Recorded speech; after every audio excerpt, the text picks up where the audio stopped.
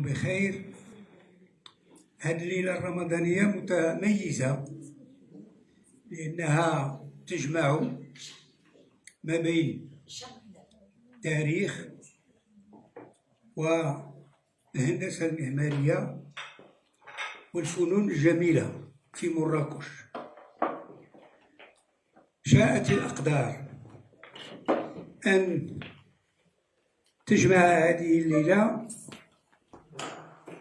حول مؤلف جديد للمهندسة المعمارية لاله سعاد بلقزيز، قصور وصحون أحمد المنصور الذهبي في مراكش. ارتأينا لكي تكون الحفلة بهيجة وكاملة أن يحضر معنا الأستاذ سيدي محمد رابطة الدين، أستاذ التاريخ بجامعة القاضي عياض والمتخصص في تاريخ مدينة مراكش والموحدين بالضبط. الجلسة فيها 3 المراحل. المرحلة الأولى سوف تتقدم الأستاذة ليلى بن كالعادة بتقديم قراءة لمؤلف سعاد بلقزيز، ثم ستتبعها مباشرة الأستاذة غادي تعقب على الأستاذة سعاد بلقزيز، غادي تعقب، ومن بعد سي محمد رابطة الدين سوف يعطينا من خلال عرض لتاريخ عمران مدينة مراكش، قصور مراكش منذ المرابطين. إذن الأمور متكاملة، ولكن اسمحوا لي بأن أدلي بدلوي. أنا فرح جدا لأن المؤلف ديال سعاد بلقزيز المهندسة المعمارية المتميزة والمهتمة بتاريخ مراكش، والتي سبق أن ألفت كتابا حول دور الماء في عمران مدينة مراكش. كتاب جميل مثل أخي هذا، اللي في الحقيقة دائما كتب سعاد تأتي في حلة جميلة، ستامبولي كوموندي، لا من ناحية الشكل ولا من ناحية المضمون. القضية فيها تاريخ، ابتداء من كتاب مناهل الصفا في تاريخ الشرفاء السعديين، واللي خدت فيه الأستاذة سعاد بلقزيز واحد الفصل فيه تقريبا 8 أجزاء من كتاب ديال عبد العزيز الفشتالي، كان وزيرا وكان كاتبا للملك أحمد المنصور الذهبي السعدي. لماذا اخترت هذا؟ لأنه وصف دقيق تاريخي لرجل عاش جميع مراحل، لا بناء ولا تجهيز ولا العيش داخل هذا القصر الذي يسمى قصر البديع. إذن مباشرة كلمة ليلى. شكرا. Bonsoir, monsieur là. Alors, je vais vous dire qui est Madame Sahad Bouaziz, d'abord. Architecte, urbaniste, diplômée en 1979 de l'école supérieure des Beaux-Arts de Paris, en aménagement du territoire, géographe, experte auprès des tribunaux. Elle a aussi réalisé plusieurs plans de sauvegarde et d'aménagement de la Médina de Marrakech et de la Médina de Taroudan, par exemple. Son beau livre, Le miracle de l'eau, la situe dans la lignée des grands historiens et géographes. Professeur d'université, à l'UM6P, architecte de profession et dans l'âme, défendresse du patrimoine architectural, son regard se porte naturellement aussi sur la ville qu'il a vu naître. C'est aussi une femme au grand cœur, investie dans le social, autant pour la sauvegarde de notre patrimoine architectural et culturel que par le soutien le soutien à nos œuvres sociales depuis plusieurs années, en toute discrétion. Et Dieu sait si nous la sollicitons. Madame Belkziz a réalisé bénévolement et d'une manière spontanée les plans pour la construction de locaux commerciaux générateurs de revenus pour assurer la pérennité de notre internat pour la scolarisation de la jeune fille du monde rural. Un projet immense qu'elle soutient avec beaucoup de grâce. Une autre face de ce aide à souligner, tant elle contribue à soutenir nos concitoyens les plus démunis. Je tiens toutefois à la remercier en public. Merci Suad, que Dieu te protège.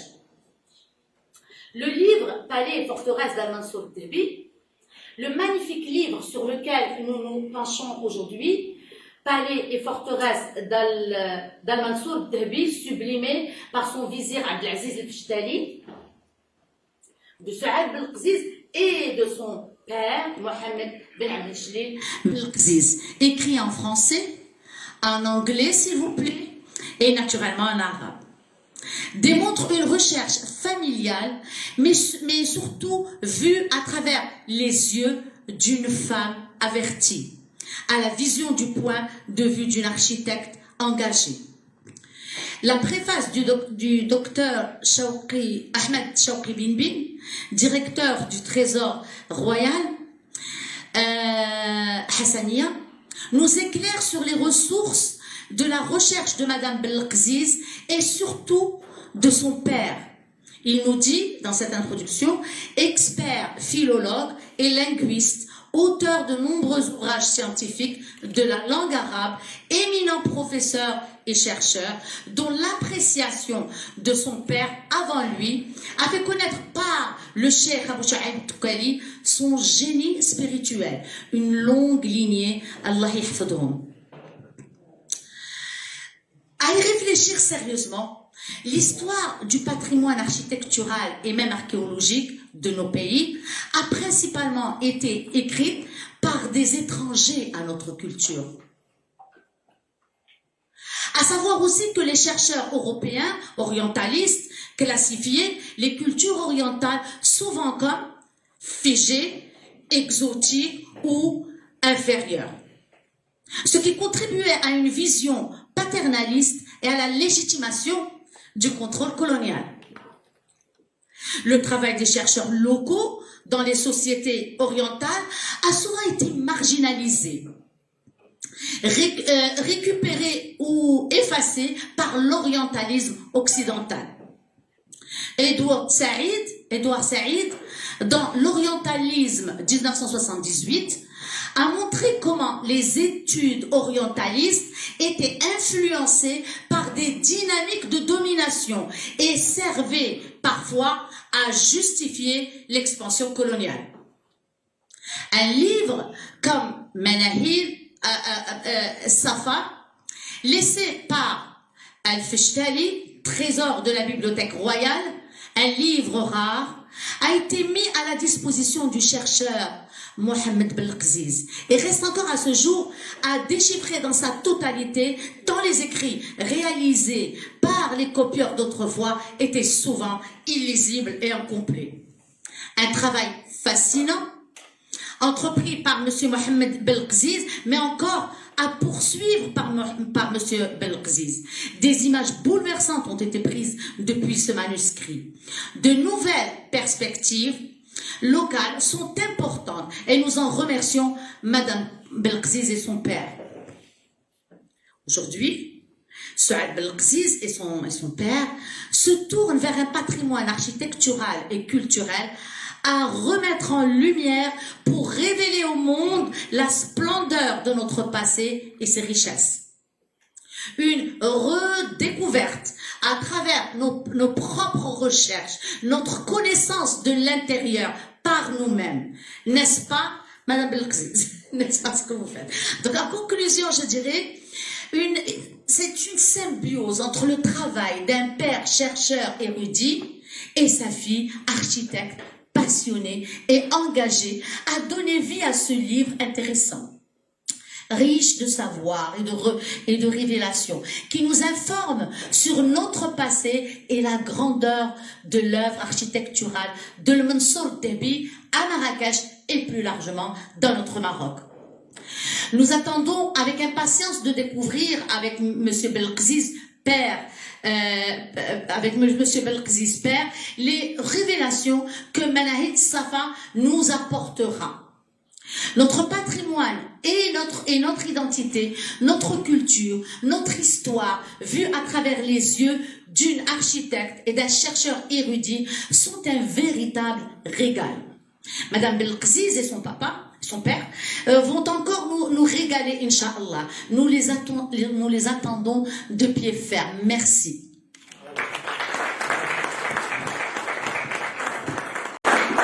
Si vous permettez, juste pour continuer dans l'avancée de Leïla, effectivement, quand vous regardez le livre, la 4e littérature, vous voyez une super photo qui réunit le papa, l'illustre papa, et l'architecte confus. Un sourire d'amour, un sourire de respect et surtout un sourire de complicité. C'est un livre écrit à deux mains, puisque vous avez de beaux textes en arabe, de la main, je pense, de C. Mohamed, Oustadna, c'est Mohamed Ben Ali Jalil Belkziz, et des photographies absolument splendides qui rendent ce livre un beau livre, intéressant, utile, aussi bien pour les aînés que pour les générations futures. Je voudrais dire un petit mot avant de te donner la parole. C'est Mohamed Ben Abi Jalil est un mordu de la langue. C'est quelqu'un qui s'est beaucoup investi pour, comment dirais-je, aider un Français qui vivait à Marrakech et qui voulait écrire l'histoire de Marrakech, qui s'appelle De Verdun. Donc je parle sous le contrôle de C. Mohamed Rabita Tati. Et donc ce Français qui était à ce moment-là le proviseur du lycée Mohamed V, qui était le collège d'El Abna al-Ayan. En plus, et municipal. Exactement. Donc ce monsieur proviseur était en même temps intéressé par le patrimoine architectural de Marrakech. Et en faisant des tours dans les monuments, Dras Ben Youssef, Qasr al-Bahia, Qasr al-Badi et d'autres, il était capté par la calligraphie qui ornait les murs et les colonnes de ces monuments-là. Il avait donc du mal, puisqu'il n'était pas arabisant. Et il a fait appel au papa de Lassuad. Je crois que c'était dans les années 57. Donc ça fait quand même une longue histoire concernant les monuments de Marrakech, la calligraphie, comment dirais-je, la traduction de l'arabe vers le français. Et maintenant, ce had continue sur les pas de son papa.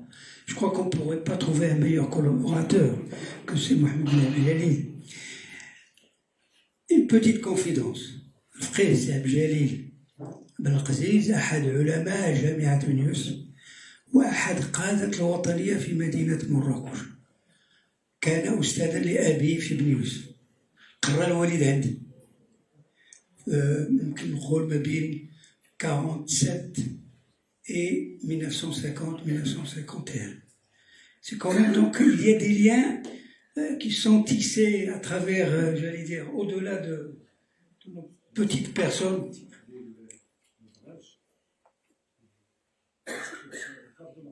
Les inscriptions arabes de Marrakech, par Jacques de Verlin.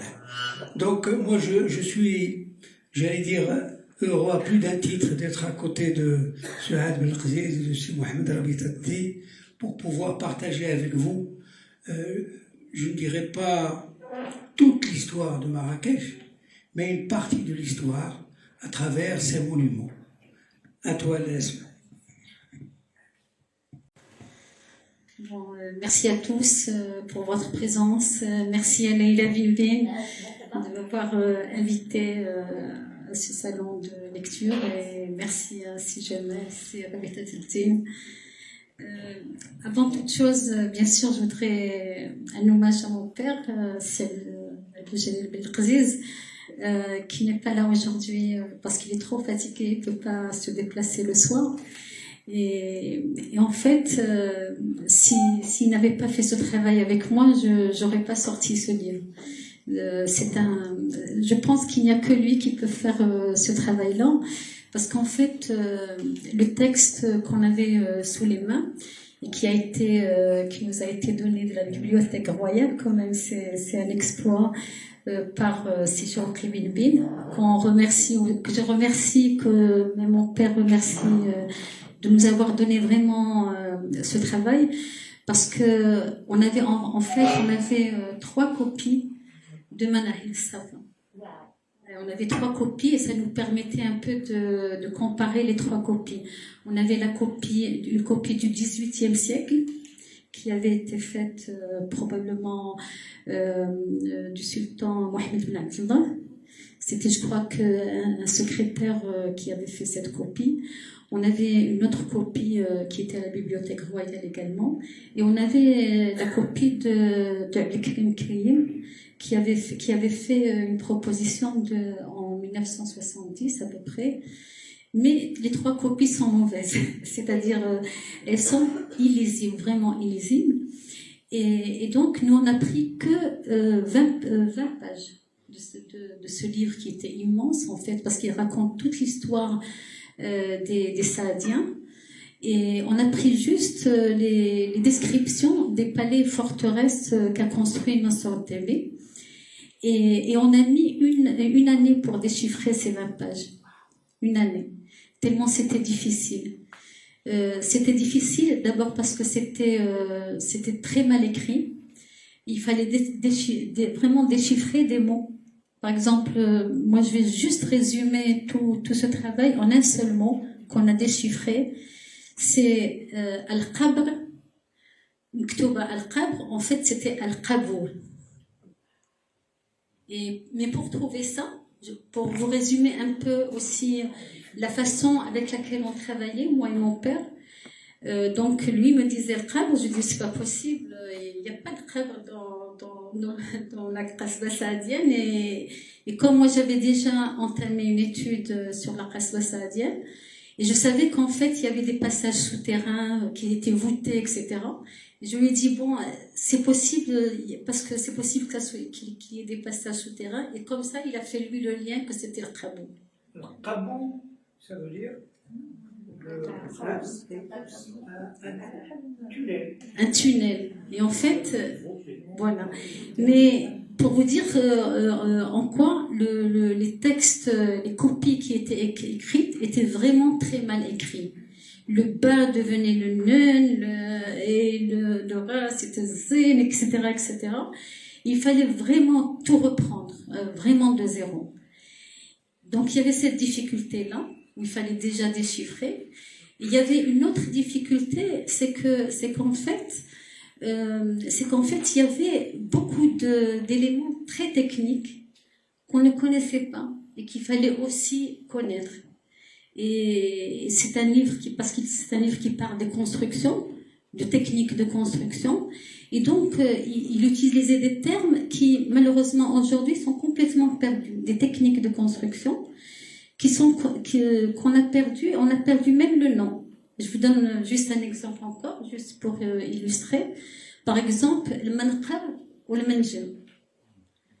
Et on a mis peut-être 2 ou 3 mois pour savoir qu'est-ce que c'était le Matra al-Manjim, parce que c'est une technique de plafond en bois, et c'est les tenants et mortaises en fait, et c'est un assemblage de petits morceaux donc on n'avait pas besoin de clous, etc.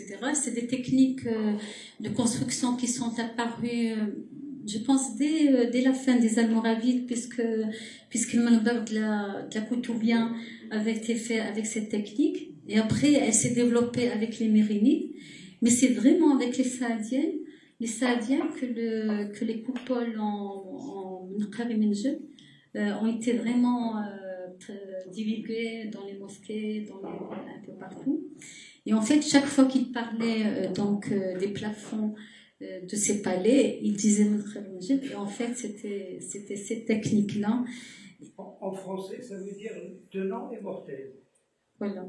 Tenant et mortel. Et puis, mais une fois que c'est emboîté, vous ne pouvez plus les retrouver. Voilà. Et cette technique-là s'est développée vraiment en Espagne, en Europe, à la période de la Renaissance italienne. C'était vraiment une technique qui s'est énormément développée, qui a donné des plafonds mais merveilleux. D'ailleurs, dans le livre, on essaie de mettre des photos pour un peu expliquer ces techniques et expliquer ces plafonds. Donc ça c'était juste pour vous expliquer la difficulté pour pouvoir vraiment comprendre tout ça. Et il n'y avait pas que ça. Il y avait énormément de techniques. Par exemple, quand il parlait des fontaines, c'était toute une technique de l'eau, parce que ils arrivaient à faire monter l'eau. Oui, ça c'est une autre technique encore. Les sucreries de Teroudant, qu'il appelle Mohammedia. Nous, juste pour savoir qu'est-ce que c'était la ville de Mohammedia, on a mis énormément de temps. Pourquoi c'était Mohammedia? C'était Teroudant en fait. Et donc on a mis beaucoup de temps. C'est moi qui l'ai découvert, parce que il disait la mère des villes. Alors moi, comme j'ai fait l'étude de Teroudant, le plan de sauvegarde, et du coup je me suis dit la mère des villes, c'est Teroudant. Et en recherchant, j'ai trouvé effectivement que Mohammedia correspondait à Teroudant. Exactement. Et en fait, il décrit comment il faisait en fait fonctionner les meules des sucreries. Et c'était donc il faisait dévier tout le fleuve, la rivière, qui montait de 20 mètres. Il arrivait à faire monter l'eau de 20 mètres. Et après, il faisait une chute d'eau qui tombait, une cascade, qui faisait tourner la meule. Et tout ça, c'est expliqué par le Stali, qui en fait explique des techniques incroyables. Et voilà. Et il y a même des choses très intéressantes sur la fontaine. Tout à l'heure, j'en parlais. Et comment l'eau, et à chaque fois qu'il parle de fontaine, il dit le mutla ou comment ça s'appelait, le manba ou le matla. Ça veut dire qu'en fait, c'est un peu le principe des vases communicants. Il fallait vraiment faire descendre l'eau pour pouvoir avoir une pression et la monter. Et il met pratiquement une page pour expliquer juste le système hydraulique de la fontaine. Comment donc fonctionnait cette fontaine, et comment après, comment était décorée cette fontaine. Donc, Chachiyat la fontaine, il y avait des sculptures, mais nous, en même temps, on essayait de déchiffrer tout ça, et en même temps, on essayait de faire une étude un peu plus en amont, pour voir un peu comment c'était les fontaines à la même époque. Et c'est comme ça qu'on a retrouvé qu'en fait, quand il décrit, par exemple, sur la Chachia de la Fontaine, où il y avait des sculptures, il y avait des melons, il y avait des courges, etc. Et on a retrouvé qu'en fait, en Europe, c'était les mêmes sculptures, mais c'était des humains, des têtes de... Et en fait, c'était juste une réinterprétation des sculptures pour ne pas avoir des représentations humaines sur les objets. Donc voilà, ça, c'est juste pour vous expliquer notre démarche. Vous en êtes où aujourd'hui de ce travail, de ce pour essayer de déchiffrer l'indéchiffrable? Ah, ils l'ont fait. C'est fait. On a tout déchiffré. Non, on a tout déchiffré, mais il faut dire, comme l'a dit si Jamal, c'est qu'en fait, le livre de Pshtali, il comporte toute l'histoire, nous on n'a pris que 20 pages. Donc il y a tout à faire encore sur le reste du livre. C'est ça, c'est ma question. Pas encore, mais c'est énorme comme travail. Mais on vous attend, on attend. Alors, la démarche qu'on a faite, nous, c'est d'abord déchiffrer. Donc, une fois qu'on a déchiffré, après, moi, personnellement, comme je faisais une recherche sur la Qasba saadienne, j'avais énormément de documents. Et il y a en fait 2 documents qui étaient très importants. C'était le plan portugais, qui était incroyable, ce plan portugais. Il date de 1585. Et il y avait la gravure de Matam. Et en fait, les gens n'ont jamais pu déchiffrer la gravure de Matam. Ils n'ont jamais su quels étaient les monuments qui étaient indiqués dans cette gravure. Oui, exactement, ça c'est le plan portugais. Et en fait, le plan portugais, il avait été fait par un prêtre qui était détenu prisonnier. Et en fait, il l'a fait pour espionner. C'est-à-dire que ce plan-là devait être fourni à Philippe II. Et ce plan est assez amusant parce que il décrit, quand il décrit un bâtiment, il va projeter toutes les façades de ce bâtiment. Il éclate le bâtiment. Tous les gens se disaient mais pourquoi il fait ce genre de représentation? Et en fait, il éclate le bâtiment pour pouvoir justement décrire l'ensemble des façades des bâtiments. Tout ça pour que rien n'échappe à l'observation. Et en plus, il y avait une charte. C'est-à-dire que nous, on a pu déchiffrer la charte. Exactement, c'est-à-dire que après il disait en quoi était construite cette façade. Ici il y avait le bois, ici il y avait les tuiles, ici il y avait etc. Et nous, on a mis beaucoup de temps dans le cabinet parce que c'est un travail qui a été fait dans notre cabinet. Et on a mis beaucoup de temps pour déchiffrer justement cette charte. Et c'est avec ce document qu'on a pu faire les 3D. Qui sont les images que vous voyez, sont des images qui ont été faites d'après la description d'El-Pshtali, mais aussi d'après les descriptions du plan portugais.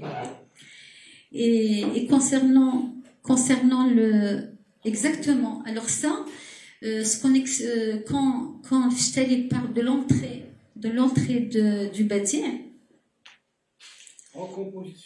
c'est une recomposition 3D, mais avec les descriptions d'El-Pshtali, mais aussi les descriptions le plan portugais, qui dit exactement qu'est-ce qu'il y avait comme matériaux, qu'est-ce qu'il y avait comme, etc.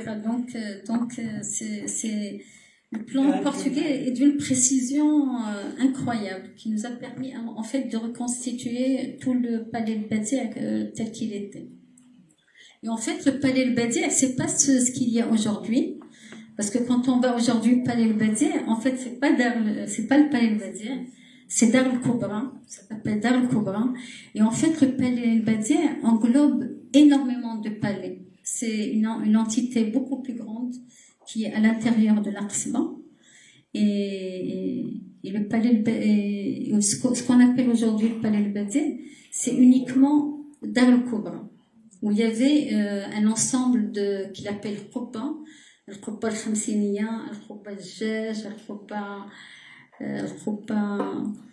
Alors, quand tu vois être là, on est inconfortable. Vraiment, ça vaut le coup parce qu'il est beau, il est très intéressant. Très intéressant. Il y a un travail fabuleux qui a été accompli par le national. Et en fait, il y avait des éléments qui sont nouvelles, des éléments qu'il dit, qui n'ont jamais donc été déchiffrés, et qui sont des éléments nouvelles dans l'histoire. C'est-à-dire aujourd'hui, je pense que le texte, le Shtali, tel qu'il a été réécrit, va amener des nouveaux éléments dans la recherche historique. Parce que c'est des éléments nouveaux qu'on apprend. Exactement. Et c'est, comme il décrit le propos de Jajlia, c'est assez extraordinaire parce que tout le plafond était en verre. Et donc, avec la lumière, ça projetait des reflets multicolores. Et donc, en fait, en fait, c'était un passage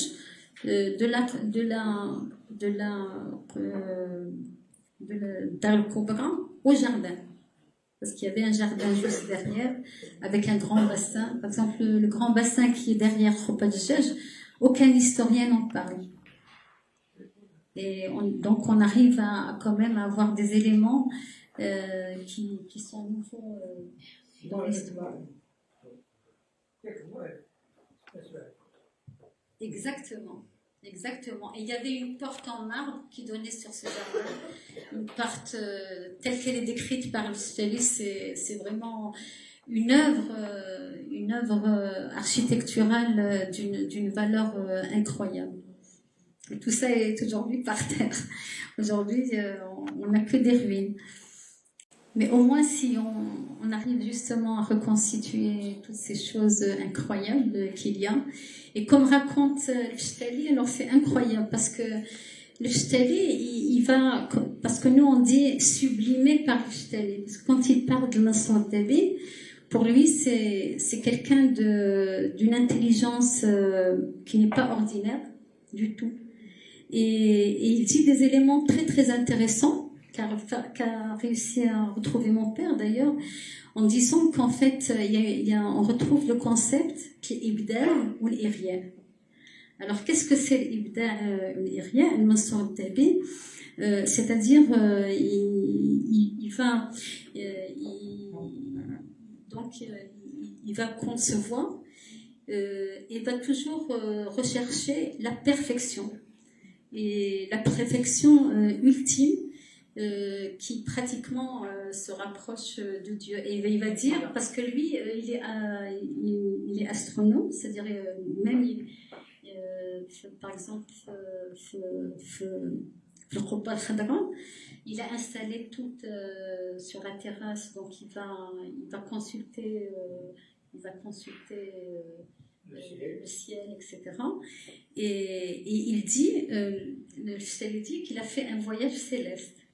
Alors en faisant ce voyage céleste, il rencontre la vérité, il raconte, voilà. Et quand il va venir faire la conception de ses palais, il va faire des choses qui sont d'une intelligence incroyable. Il est entouré d'architectes, des plus grands architectes venus du monde entier. Et quand il va leur exposer son plan à lui tel qu'il le conçoit, personne ne comprend. C'est trop beau pour que les architectes comprennent. Alors il prend un stylo, il leur dessine, il dit non mais voilà comment vous devez faire. Et les architectes sont surpris tellement c'est d'une beauté, et c'est comme ça, comme il dit le Mansour Dabi, il a une intelligence qui dépasse l'ordinaire et quand il va concevoir son palais, il conçoit avec une architecture qui est incomparable. D'ailleurs, le mot même de Badi', et ça c'est encore mon père qui a analysé, il dit que c'est le seul mot qui en même temps dit que c'est deux significations. El-Badi', ça veut dire c'est lui qui a créé, et ça veut dire en même temps la création, ce qui est créé. Et c'est pour ça qu'il a appelé ces palais El-Badi'. Alors, Mohamed, il y a un petit élément qui a été rapporté par Mohamed Aziz concernant l'ibda ou l'irya. الإرياء هو حين يبلغ الإبداع غايته. هذه هي حلاوة الإنسان ديريفي بالغاية. تماما. حين يبلغ الإبداع غايته لأقصى الممكن. ولهذا كان هذه الكلمة سي تري رار. très rare de l'entendre. Très rare. أنا نفسي ما fallait que je reparte sur le جاب المناطق. المعجم باش نحاول نفهم شي شوية. De la création. الإغياء. غاية. Alors فيما يخص وصف الشتالي لأحمد المنصور الثاني، صفات خارقة للعادة يصف بها الشتالي أحمد المنصور الثاني في مقدمة كتابه ينسب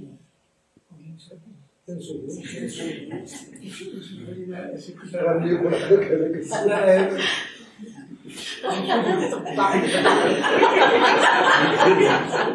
ينسب الشتالي للمنصور صفات خارقة للعادة فيدعوه خليفة النبي صلى الله عليه وسلم، وأن الله وهب له من الفضائل والخصال ما لم يهبه لغيره، إلى درجة أنه جعله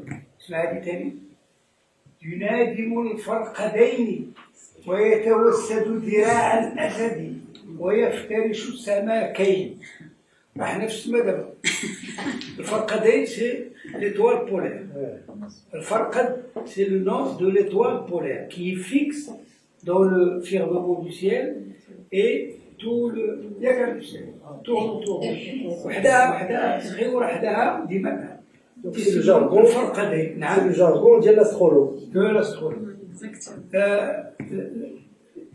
يتوسد ذراع الأسد، c'est une constellation, la constellation du lion. ويفترش السماكين. Les poissons. Les poissons. Les poissons. Je dirais que nous sommes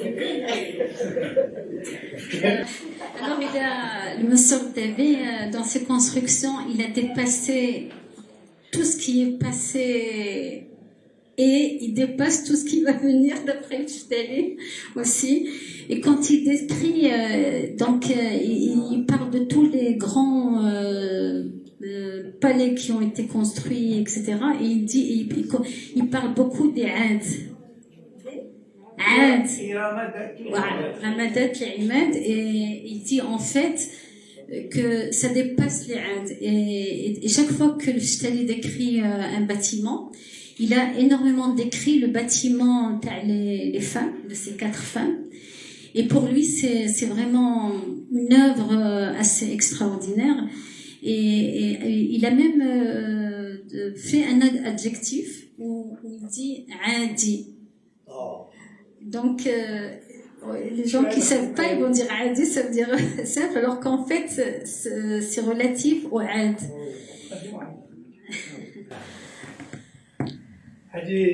هذه من الحسنات ديالنا سعاد de pouvoir nous reconstituer numériquement إرامات العماد. Un peu pétra, un peu bien. Donc c'est comme إلى درجة أن أحمد المنصور كان يتصور هذه إرامات العماد اللي مكتوبة في القرآن غادي يدير أحسن منها في مراكش في القصر الذاتي. Et ce qui est intéressant aussi, et que j'ai souvent dit, par exemple, quand j'ai parlé de Mansour Dabi, c'est qu'en fait, il est précurseur parce qu'aujourd'hui, on parle de patrimoine et de patrimonialisation. Lui, il en parlait depuis le XVIe siècle, puisqu'il disait, moi, le patrimoine, je le respecte. C'est-à-dire, on a eu des palais, on a eu des richesses patrimoniales qui ont été faites par les Almohades, par les Mérinides. Moi, je reconnais cette beauté. Bon, c'est sûr que je vais faire mieux, parce que moi, je suis je vais faire beaucoup mieux, et je vais transmettre, je vais laisser à la future génération des bâtiments qui sont encore plus beaux que l'ont fait les Almohades, que l'ont fait les Mérinides, etc. Donc là, il parle de patrimoine, parce qu'on sait que beaucoup, par exemple, les Almohades ont beaucoup détruit du patrimoine. Ça, c'est vraiment désolant qu'on sache que, par exemple, tous les monuments almoravides ont été pratiquement démolis. Et donc, lui, il n'a pas du tout fait ça. Il a vraiment respecté, et même quand, par exemple, il est parti, par exemple, à Taroudant, ils n'ont pas démoli quoi que ce soit. Ils ont refait les remparts tout en gardant les anciens. Ils ont, en fait, le Mansour Dabi a beaucoup respecté le patrimoine. Et ça, quand même, je le dis, voilà. C'est une très belle remarque de la Zouhar, c'est que malheureusement nos dynasties successives se sont toujours bâties sur les ruines de l'ancien. Mouhidin, Damaru, Mabelaru, هذا ما يقال لنا.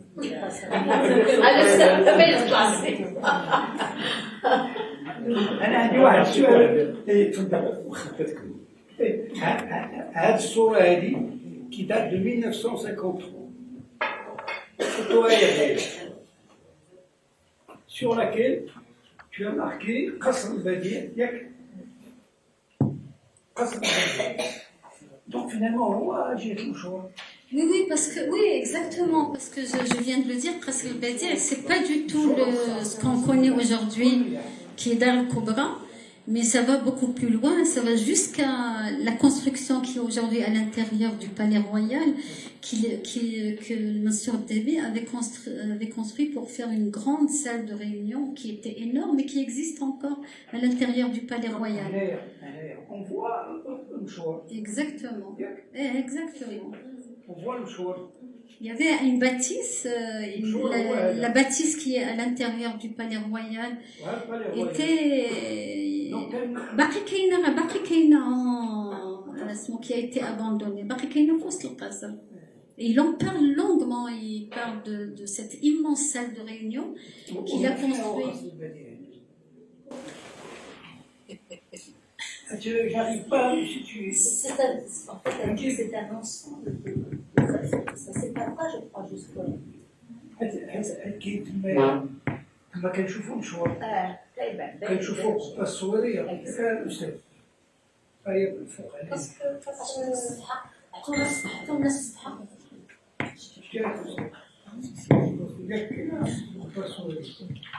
Moi je parle de le bâtiment que vous voyez là. Ça faisait partie de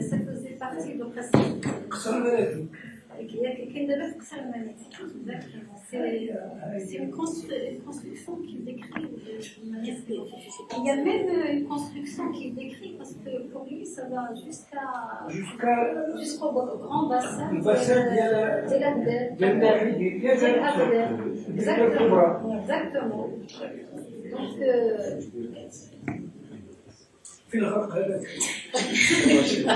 et en fait, il y a un élément que je voudrais rajouter, puisque moi je m'intéresse beaucoup à l'eau.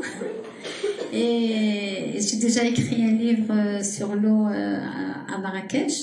Et en fait, le Mansour Dabi, il a réalisé des choses que décrit d'ailleurs Fchtali d'une manière remarquable.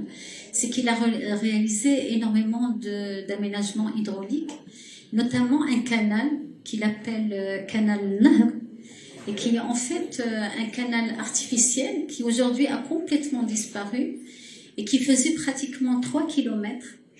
Et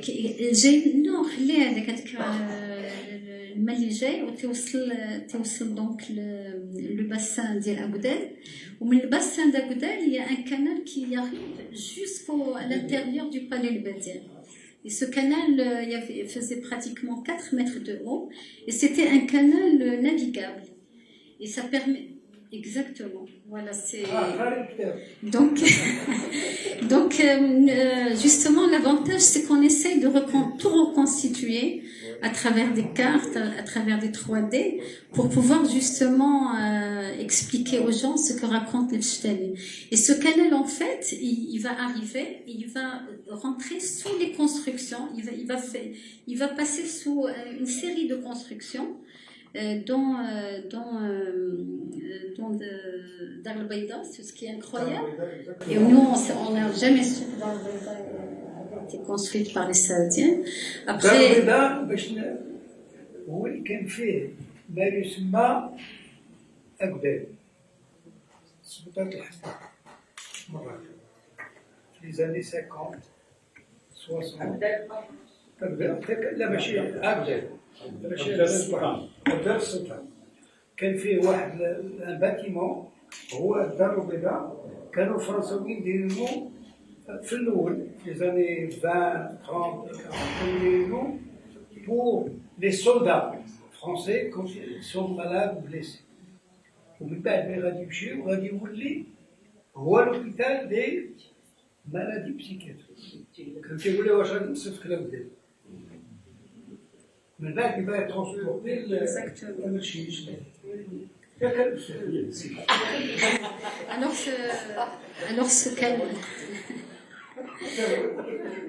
alors ce canal va dépasser plusieurs constructions. Il va arriver donc au Palais de Béziers. Il va rentrer sous la Qubba al-Khadra. Et d'ailleurs, le passage entre le canal et sous le Qubba al-Khadra, Salih va l'expliquer. Il va dire comme une épée qu'on va rentrer dans ton corps. Et actuellement, quand vous allez au Palais de Béziers, vous trouvez le passage avec l'eau, mais personne ne l'explique. هذا القصر البديع اللي كنعرفوا حنا اليوم هو هذا ياك هنا ما يسمى أبدال موحد ياك الأستاذ أبدال موحد ها النهر الكبير اللي جابوه دونك ارتيفيسيال سي ان كانال جاي ها البركة ولا الشارج الكبير ياك أبدال الشارج الكبير اللي كان فيه رشيد الموحدي كان لابس ساهم كيضرب في الفلوكار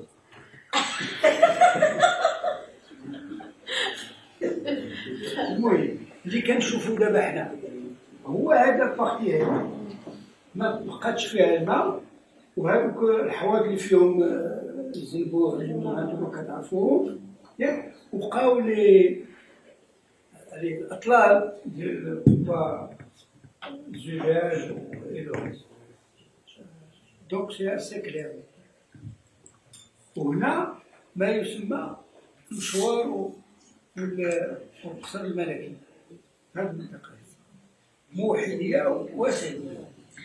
Alors, ce qui est incroyable, c'est dire que ce canal était navigable, puisque Mansour Davi venait dans une embarcation et venait de la Birka al-Udma, il y avait un quai d'embarcation et il s'arrêtait et ça allait directement à ses appartements. Donc, tout ça, c'est des choses qu'on apprend qui sont incroyables.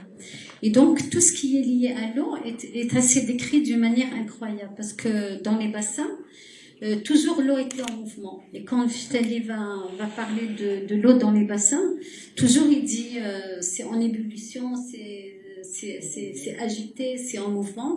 Et même dans les plans portugais, quand le plan portugais dessine l'eau dans les bassins, il met des vagues. Et ça, ça a été expliqué par Almagro, par exemple, parce qu'il a découvert, il y avait tout un système dans les bassins qui faisait que l'eau était en mouvement. Il y avait deux jets d'eau qui étaient opposés et qui faisaient que l'eau toujours était en mouvement. Une piscine à vagues. Voilà. Donc, je ne vais pas tout vous dire maintenant, je vais laisser les gens découvrir, mais c'est rempli de toutes ces choses incroyables. Les descriptions, les églises, comment ils étaient posés, les coupoles.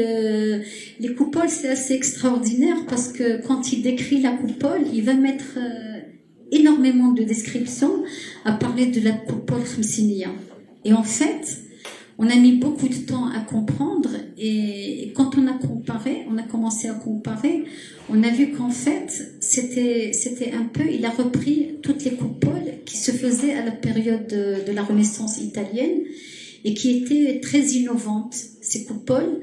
Oui, parce que ces coupoles permettaient en fait, elles se tenaient, c'est-à-dire il y avait plus les poteaux qui la soutenaient, mais il y avait un système qui permettait donc de libérer toute la salle des poteaux et donc et c'était voilà, c'est ça. Exactement. On a dit ça pour dire qu'en fait, c'était une influence des coupoles à la période de la Renaissance italienne. Comme à Florence et même en Turquie, ils ont énormément. Et l'objectif, c'était de faire des coupoles beaucoup plus hautes, parce que une coupole à Rome faisait 100 mètres de haut. En Turquie, elles sont arrivées aussi à 50 mètres. Et le Fstali et Mansour Debi voulaient faire une coupole très très haute, qui était la coupole Khamsiniya. Et en fait, la Khamsiniya, beaucoup d'auteurs ont dit que c'était la largeur. En fait, c'était la hauteur. Et voilà, ça c'est ce qu'on a découvert.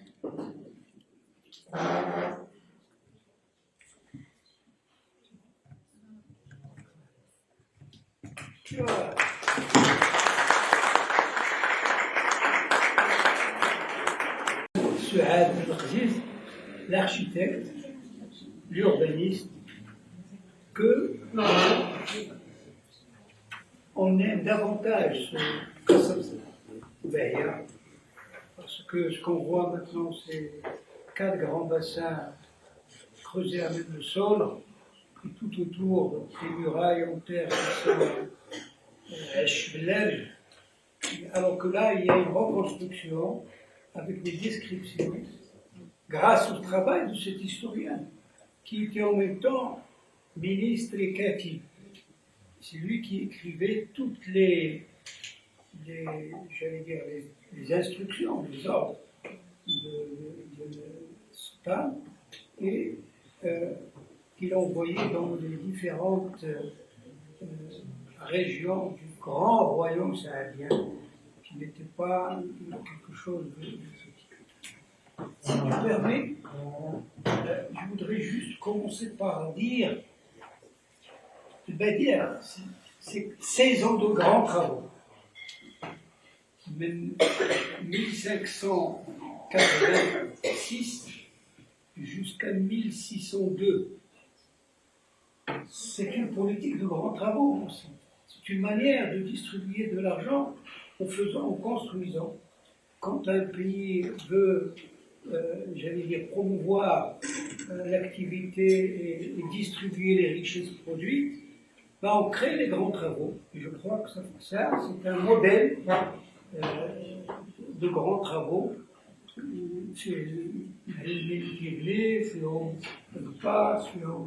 زلايجي فيهم البو فيهم الرخام فيهم قبل المال قبل الغرس. Donc imaginez toute cette armée de gens qui travaillent dans ce palais à le construire et à l'entretenir. Tellement c'est important que quand une mission envoyée par les Hollandais pour rendre visite au Malik Ahmed al-Mansour al-Tabriz, ils avaient avec eux un artiste qui faisait des schémas, qui faisait des croquis, des dessins, et qu'en rentrant, il va faire, je crois, une gravure. Oui, une gravure qui va devenir quelque chose de fabuleux en Europe, et ça date de 1610. 1610, mais Allah, le palais a toutes les signes. Et regardez comment c'est fait de l'extérieur. Et il y a comment dirais-je, l'illustration. لوحة منقوشة, c'est une gravure, عن هذا المونيمون comment ils vont l'appeler les Hollandais أعجب العجائب أعجب العجائب comme la 8e merveille du monde. Exactement. Et il y a une tour qui est immense, qui pratiquement est la même que le Qutbiyya.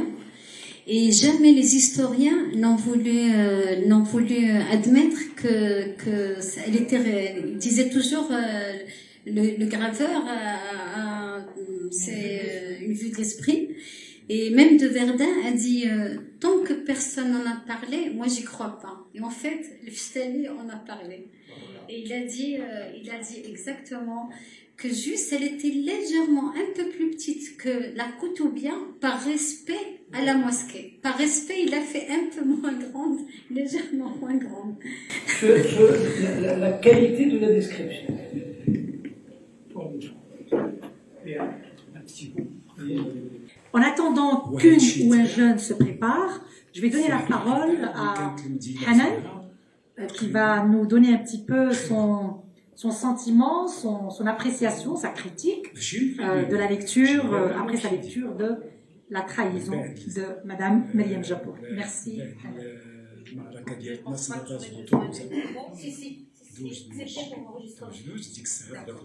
Bonsoir tout le monde. Merci Mariam Japour d'avoir accepté notre invitation au salon de Leïla. Nous sommes vraiment ravis de vous accueillir ici et je tiens aussi à vous féliciter. Vous venez de décrocher le prix des lycéens de Marrakech.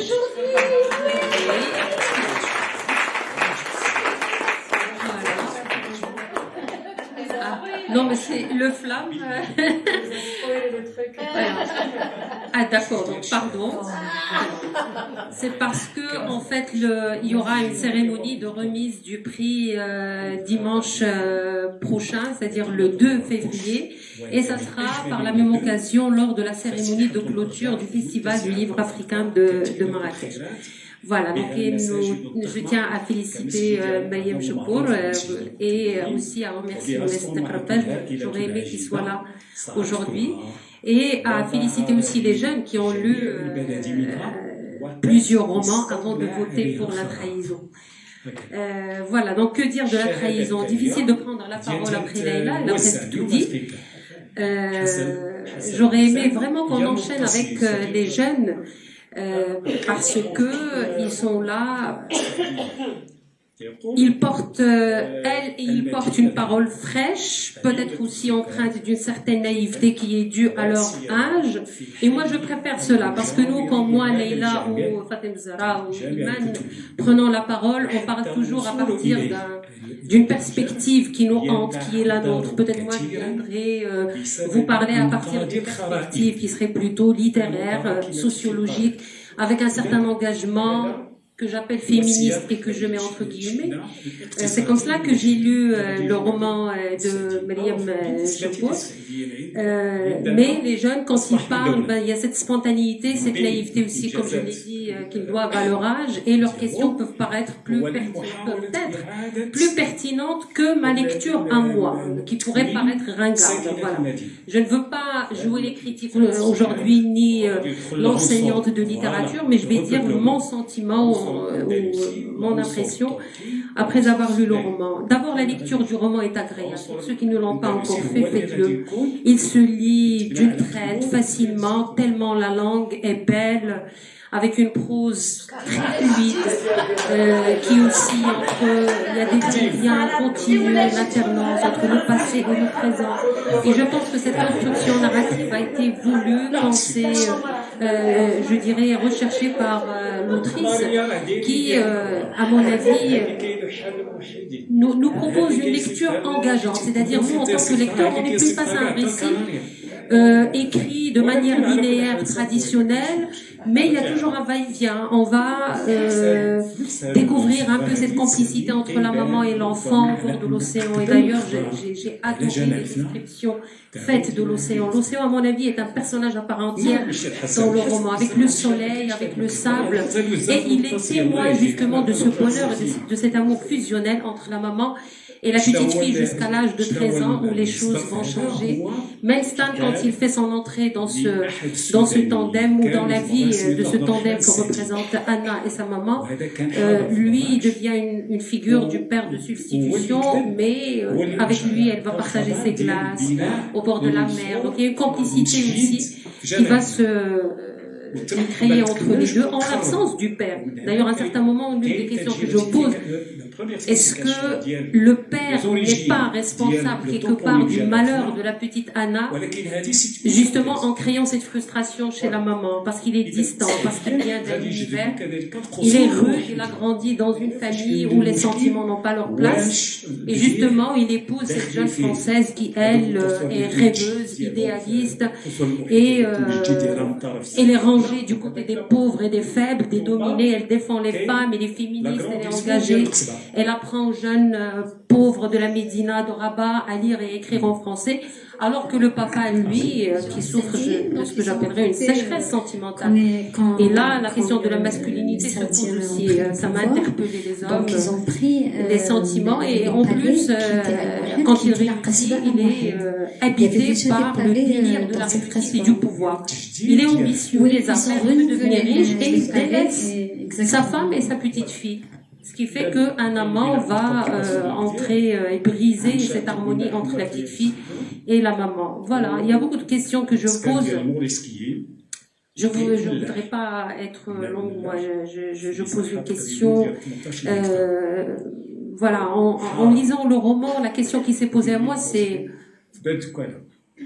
Je ne veux pas parler de déception. Vers la fin, après la réconciliation avec la maman, c'est parce qu'il y a eu cette trahison. La maman a eu un autre bébé, et pour Anna, à 13 ans, ce bébé, ce n'est même pas l'amant apparemment, elle ne lui en voulait pas, elle a développé des sentiments pour Stan, elle lui a pardonné.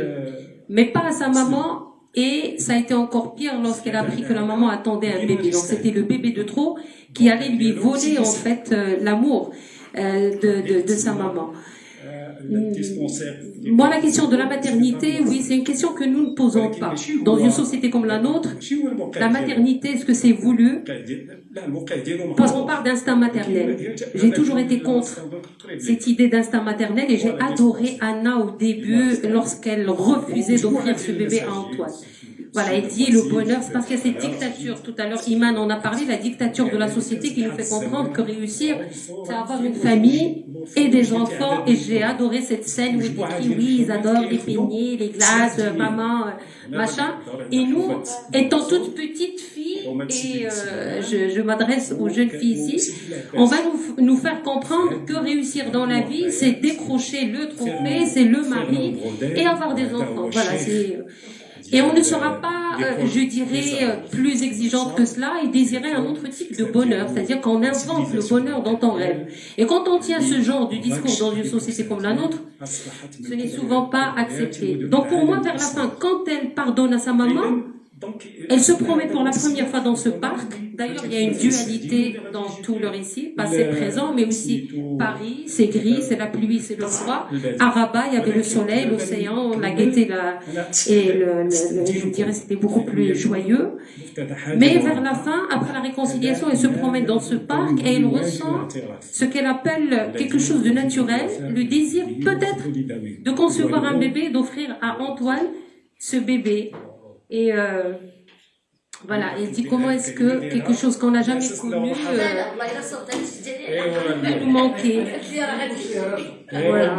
Comment quelque chose que l'on n'a pas, c'est la page 204, c'est la dernière page. Comment quelque chose que l'on n'a pas connu peut-il nous manquer, me suis-je demandé. Et alors une sensation très ancienne a afflué en moi. Est-ce que vous parlez de l'instinct maternel? Et cet instinct maternel, est-ce qu'il existe réellement de nous à la naissance?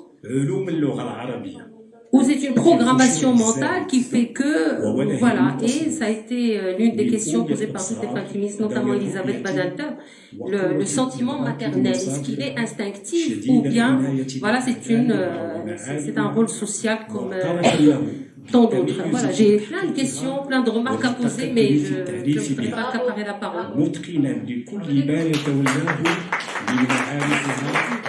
En attendant qu'une ou un jeune se prépare, je vais donner la parole à Hanan, qui va nous donner un petit peu son sentiment, son appréciation, sa critique de la lecture, après sa lecture de La trahison de Madame Mariam Jabour. Merci. ومنها تشتري منقطع القرين في ذلك Bonsoir tout le monde. فيبدع Merci ويجيد Mariam ما جعل Jabour d'avoir أعماله عمدة في مادة accepté المعجم العربي notre invitation au salon ومعولة de Leïla. كل من Nous طرق sommes vraiment بابه ravis de vous accueillir ici et je tiens aussi وكان à أحق vous بها féliciter. وأهلها Vous venez de décrocher تنبيهاته le prix des lycéens de Marrakech.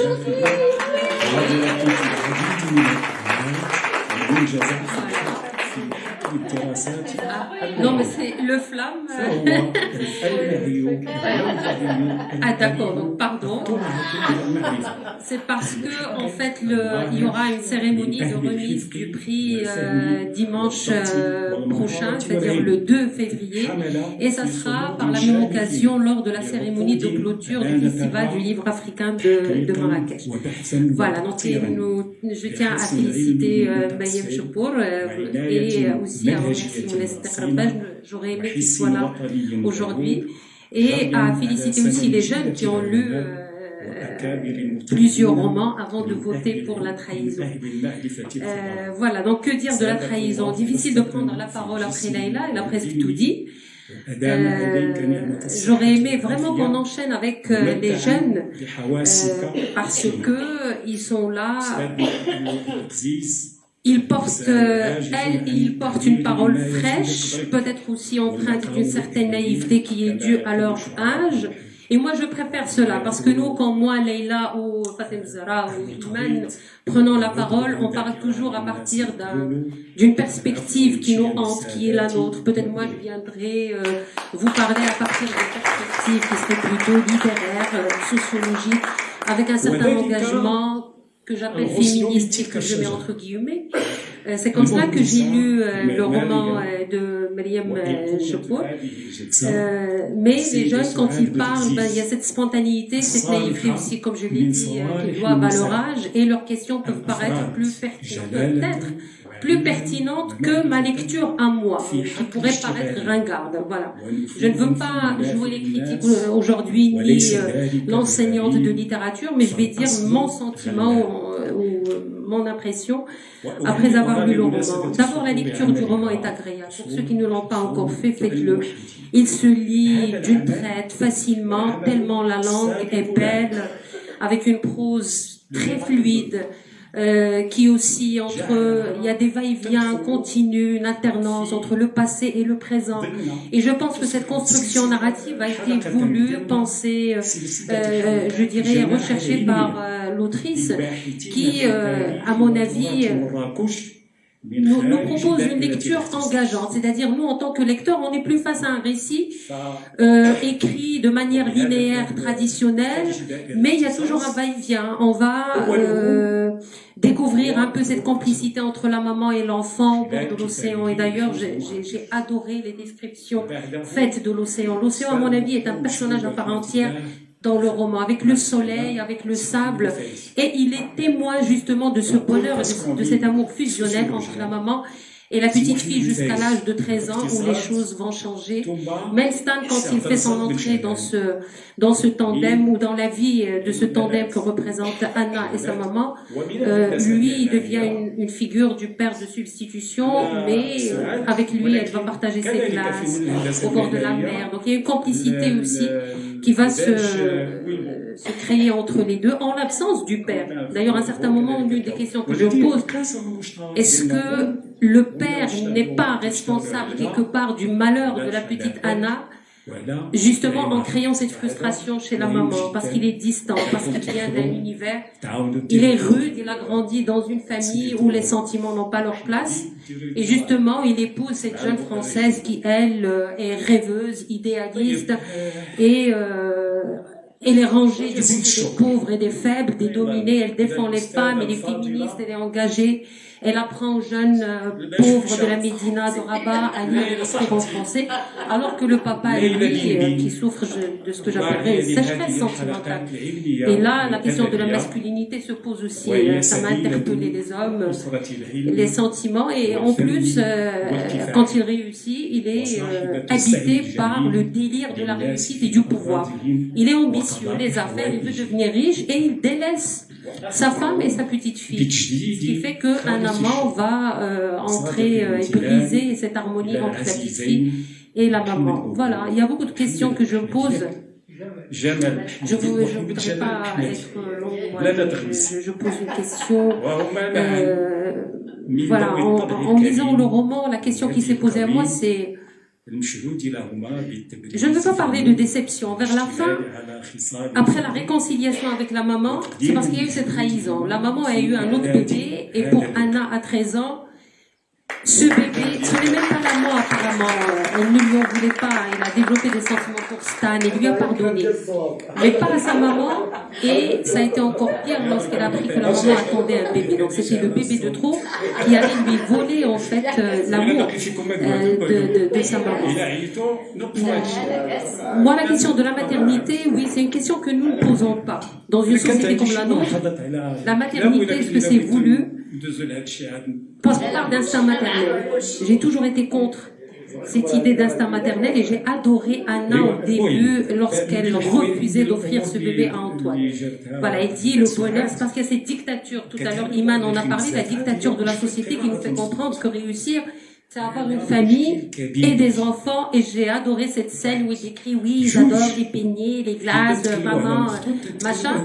Et nous, étant toutes petites filles, et je m'adresse aux jeunes filles ici, on va nous faire comprendre que réussir dans la vie, c'est décrocher le trophée, c'est le mari et avoir des enfants. Voilà, c'est... Et on ne sera pas, je dirais, plus exigeante que cela et désirer un autre type de bonheur, c'est-à-dire qu'on invente le bonheur dans ton rêve. Et quand on tient ce genre de discours dans une société comme la nôtre, ce n'est souvent pas accepté. Donc pour moi, vers la fin, quand elle pardonne à sa maman, elle se promet pour la première fois dans ce parc. D'ailleurs, il y a une dualité dans tout le récit, passé-présent, mais aussi Paris, c'est gris, c'est la pluie, c'est le froid. À Rabat, il y avait le soleil, l'océan, la gaieté, et je dirais c'était beaucoup plus joyeux. Mais vers la fin, après la réconciliation, elle se promène dans ce parc et elle ressent ce qu'elle appelle quelque chose de naturel, le désir peut-être de concevoir un bébé, d'offrir à Antoine ce bébé. Et voilà, elle dit comment est-ce que quelque chose qu'on n'a jamais connu peut nous manquer. Voilà. Comment quelque chose que l'on n'a pas, c'est la page 204, c'est la dernière page. Comment quelque chose que l'on n'a pas connu peut-il nous manquer, me suis-je demandé. Et alors une sensation très ancienne a afflué en moi. Est-ce que vous parlez de l'instinct maternel? Et cet instinct maternel, est-ce qu'il existe réellement en chacune de nous à la naissance? Ou c'est une programmation mentale qui fait que, voilà, et ça a été l'une des questions posées par toutes les femmes féministes, notamment Elisabeth Badinter, le sentiment maternel, est-ce qu'il est instinctif ou bien, voilà, c'est un rôle social comme tant d'autres. Voilà, j'ai plein de questions, plein de remarques à poser, mais je ne voudrais pas accaparer la parole. En attendant qu'une ou un jeune se prépare, je vais donner la parole à Hanan, qui va nous donner un petit peu son sentiment, son appréciation, sa critique de la lecture, après sa lecture de La trahison de Madame Mariam Jarrett. Merci. هاد كتب البناء مثلا اللي معروف عند احنا بزاف هذا هو كتاب الجدار. Bonsoir tout le monde. Merci Mariam Chapeau d'avoir accepté notre invitation au salon de Leïla. Nous sommes vraiment ravis de vous accueillir ici et je tiens aussi à vous féliciter. Vous venez de décrocher le prix des lycéens de Marrakech.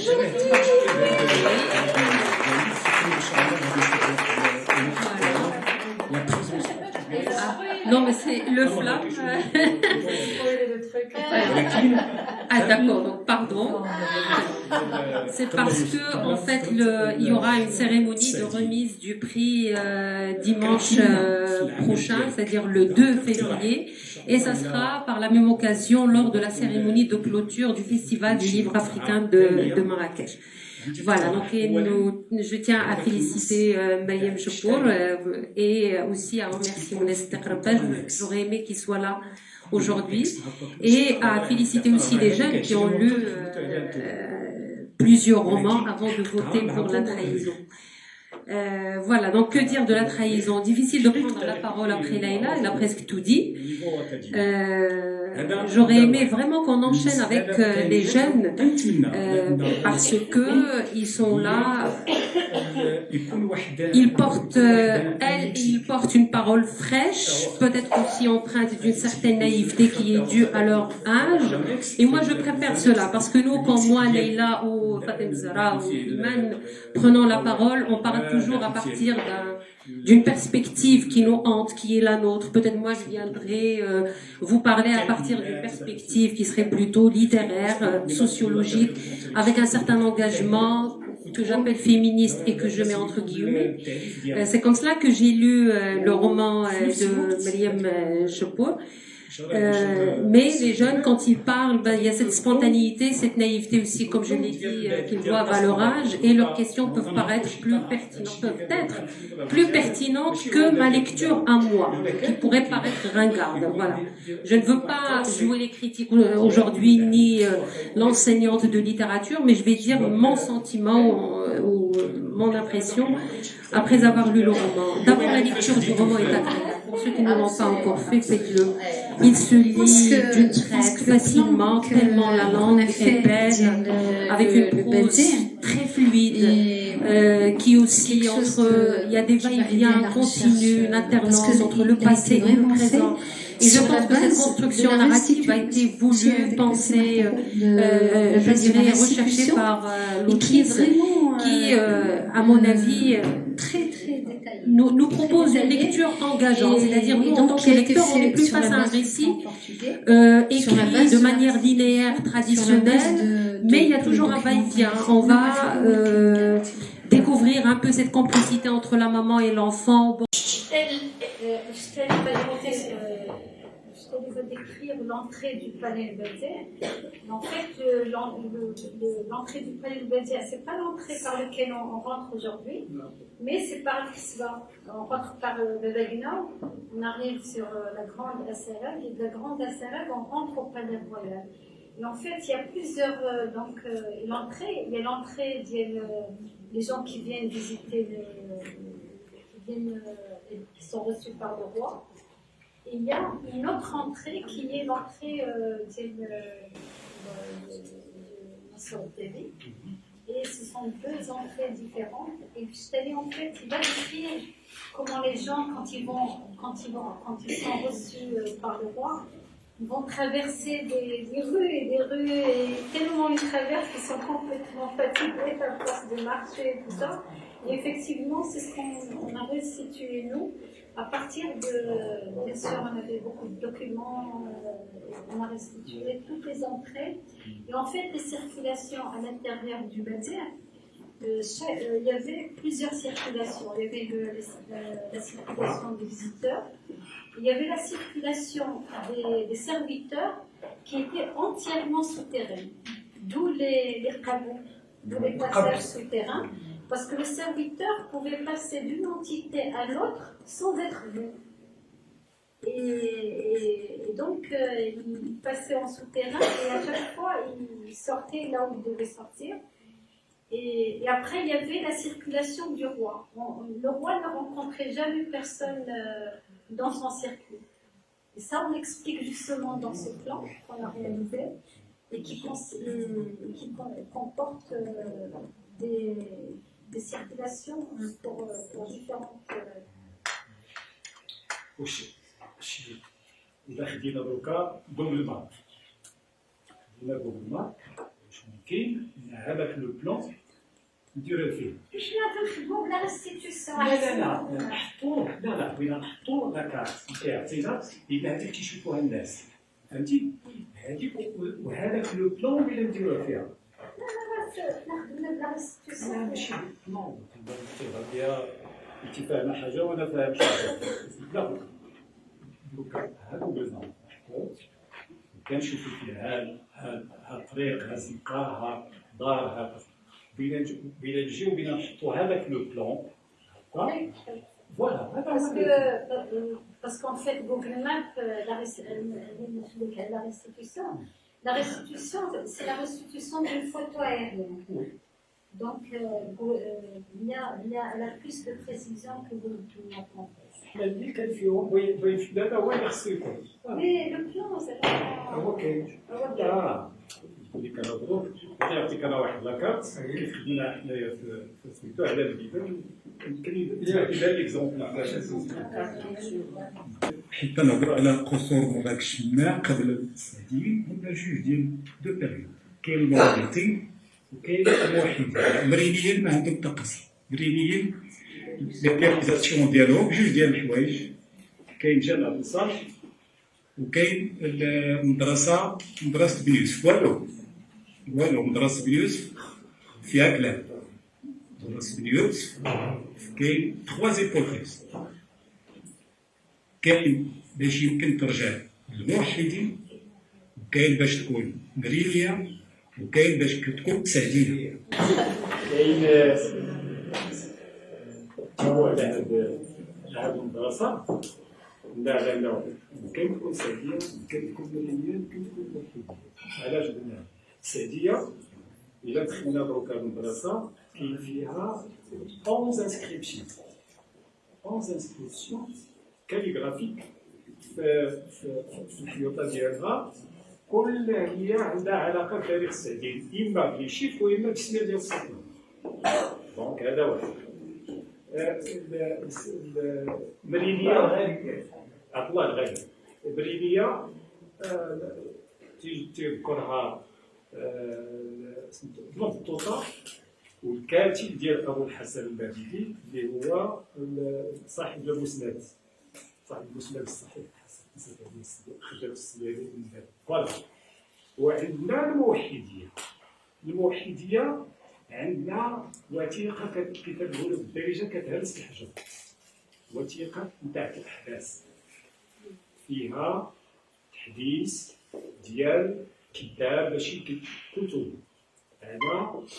على طلبة مدرسة جامع السقاية لو مدرسة كاين وجامع السقاية هذه هي السمية الثانية اللي غادي يطلقوها الموحدين على جامع بن يوسف فإذا واش موحدي واش مريدي واش سعدي اللي كيقوي هذه نتاع الموحدين هو واحد لا ديسكريبسيون ديال ليون افريكان لمدرسه موحديه في القصبه سيتادير الوقت فاش تكون تقرا هذاك التكست ديالو وكانك في مدرسه بن يوسف في لو بلان في لي ماتيريو دو كونستركسيون في لا ديكوراسيون في لي زورنمون دونك تتبقى اون هيبوتيز بالنسبه للسعديين تنقولوا يمكن بقى كي تنقولوا حنا لي غروز اوفر ولا فوالا لا فينيسيون في سميتو ولكن شكون اللي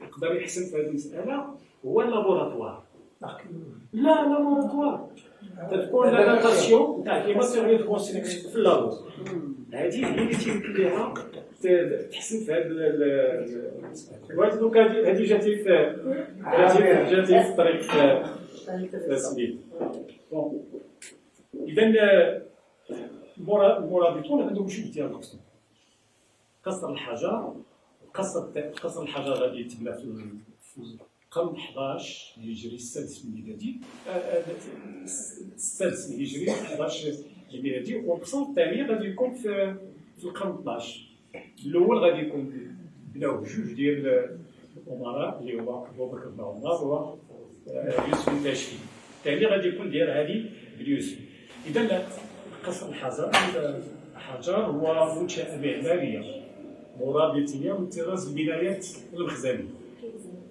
بناؤها كان مع بداية تأسيس التجارب السياسية المركزية المركزية للمغرب العصر الوسطي، وإحداث العاصمة ديالها اللي هي مراكش. الوظائف ديالها كانت كإقامة سلطانية ومقر إدارة وتدبير شؤون الدولة.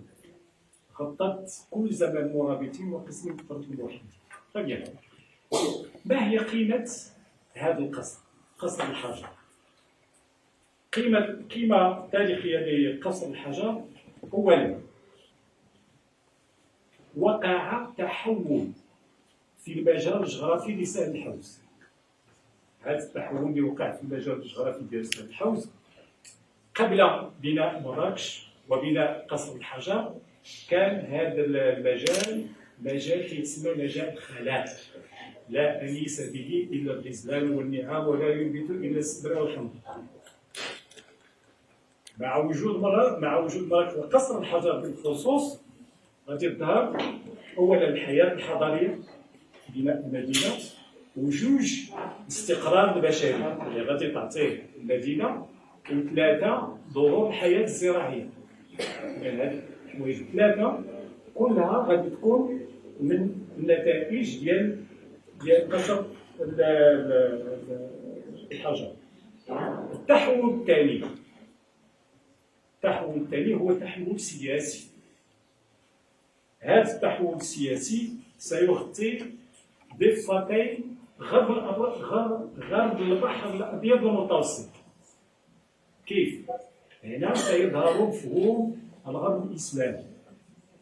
هذا مفهوم الغرب الإسلامي اش كنقصدو به؟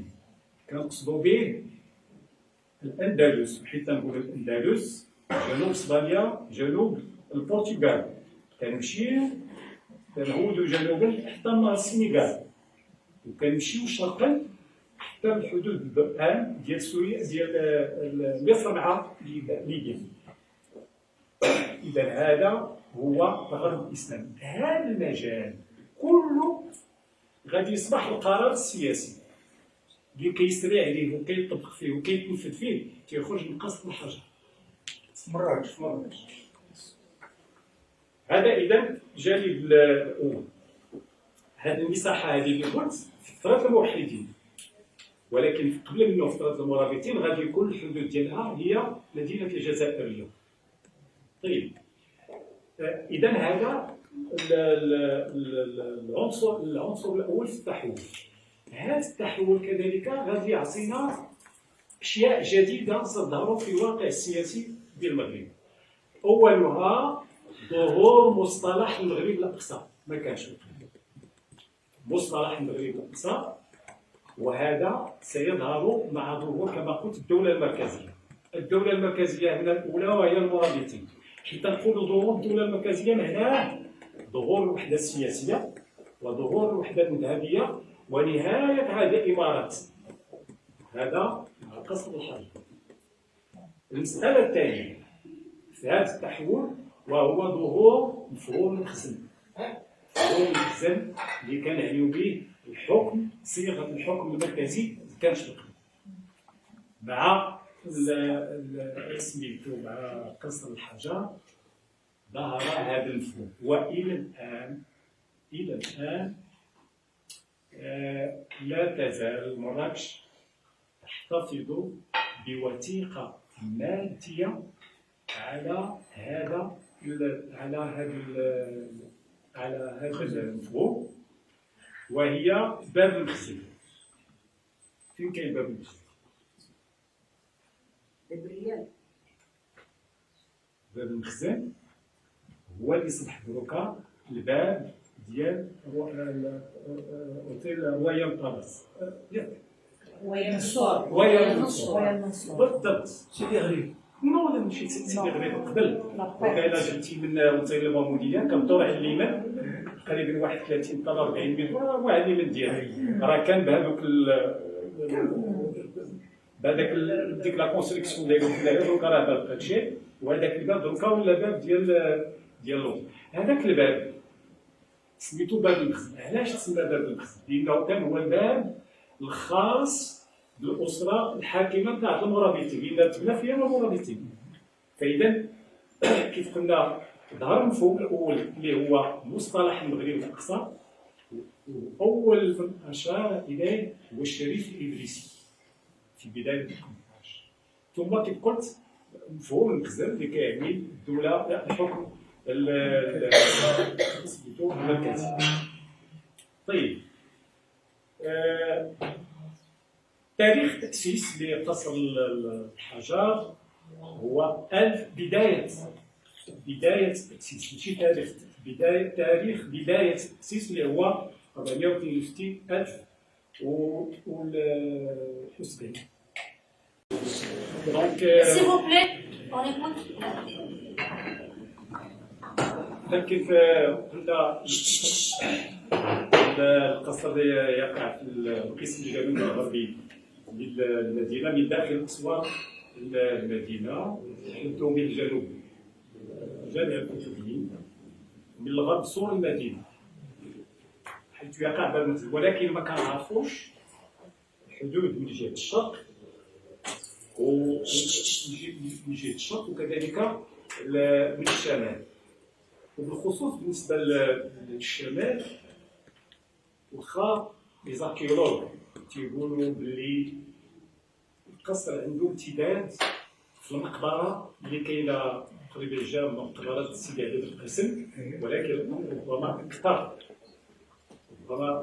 بالنسبه للشباب، لانه اذا طلعنا الشمال شويه مشينا للبلديه. في البلديه كاين واحد الباب اللي كيدخل لعصر الحامض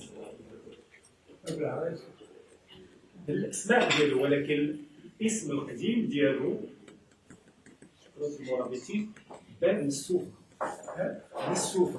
باب السوفه اش هي؟ السوفه بلا من القبائل المرابطيه اللي اسست الدوله.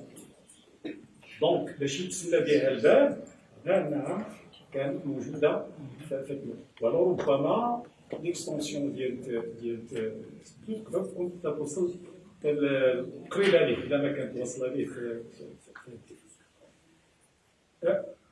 مسألة أخرى، لأنه حتى البحث الأركيولوجي ما غطاش بزاف، ما غطاش شي مساحة كبيرة. كنعرفوا أنه في الموقع ديال الكتبيين لي زابور ديال الكتبية كان فيها أولا في 1921 كان فيها بروسبكسيون أركيولوجي، خرجوا لنا النتائج في 24 23. وفي 1948 52 عاد كانوا لي فوي لي ريشيرش اركيولوجيك اللي تداروا سو لو كونترول ديال مور دي تيراس، كان فيهم دو فيردان. هذيك المساحه المساحه اللي خداتها ما تحتاجش واحد 1 كيلومتر، ما كاملاش، ما كافياش، ما كافياش. ثم دونك إذا عرفتينا بالنسبة للقيمة التاريخية كيف قلنا ديال القصر الثاني ديالهم اللي هو قصر علي بن يوسف. قصر علي بن يوسف إشارة واحدة اللي كنشار ليه هي واحد المصدر تونسي، وفي الخط الثاني هو الإشارة على أن بالنسبة لنا قصرا في مراكش. البحث الاركيولوجي اللي تدار اللي شرحت ليه قبيله اللي خرجت الخلاصه ديالو في 1952 تيقول الخلاصه ديالو ان قصر علي بن يوسف كان خارج قصر الحجر من جهه الجنوب، وكانت المساحه ديالو تقع جنوب جامع الكتبيين باكثر من 200 متر، كيوصلوا بها هما حتى المحل فاش كاين لوطيل ديال سفير، ماشي سفير، سفاري راجع اونفاس ديال عرصه البيك حتى تمايا. اذا كانت الوقيته فاش كان تيتبنى عندها لوطيل ديال سفاري كانوا لقاو دي طراس ديال دي كونستركسيون انسيان هاد ليكيب ديال لي زاركيولوج قالوا بلي ممكن انها تكون ديال قصر الحجر، ولكن ما تدارش شي حاجه اللي كتثبت سميتو تيقولوا كذلك من ضمن النتائج ديالهم على ان هذاك البقعه اللي كتشغلها بنايه الجامع الكتبي المنهدي. وكاين مشيتو للجامع الكتبيه كاين واحد اون موسكي اوبيراسيونيل وكاينه وحده اطلال، ولكن هذه فيها مشكل بعدا، فيها مشكل اش هو دونك حيت تمشي لي بلون ديال لي زاركيولوج دايرين فيها لا بروميير كتبيه الى دوزيام كتبيه، وهذا غلط حيت ما عندناش جوج ديال الجوج، عندنا جوج، عندنا هذيك لا بارتي اللي غايبه. لا تتصنف انت كان خصها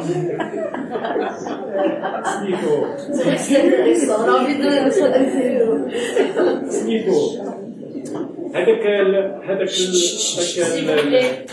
ديك البلاصه تاع داك الطفل الجامع اللي دوكا تيبان ما مبنيش تيسميوه هما لا بروميير كوتوبيه، ولا موسكي اللي خدامه دوكا اوبيراسيونيل كيسموها لا دوزيام كوتوبيه. حيت كنقولوا لا بروميير لا دوزيام سيتادير عندنا دو موسكي، وهذا غلط.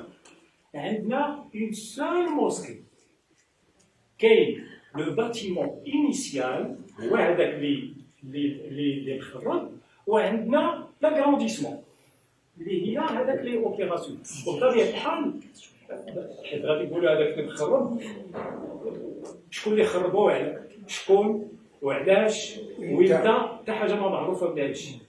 فوالا باش ننهيو هذه المساله. ولكن سميتو النص اللي معتمد في هذا وكان معاصر تيقول على عبد المؤمن وبنى الخليفة الإمام. الخليفة الإمام عند الموحدين هو عبد المؤمن. وبنى الخليفة الإمام جامعا عظيما وأضاف إليه مثله أو أكثر. لاحظوا أن كلمة أضاف اش كتفيد؟ ماشي كتلغي الأول.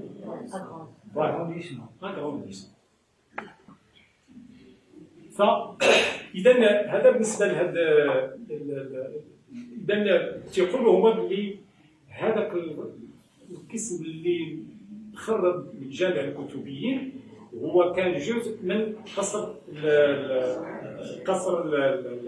قصر علي بن يوسف، ماشي قصر الحجر.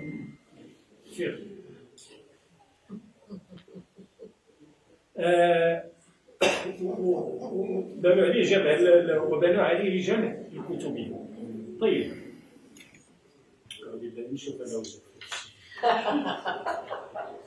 كاين واحد اللي مشى اللي تيعرف فيكم جامع المحيط ديال الجامع الكتبيه، كاينه ها الصنعه قدامك، الا دزتي على اليمين تيبان لك اون كونستركسيون محطوطه تما بحال حيط.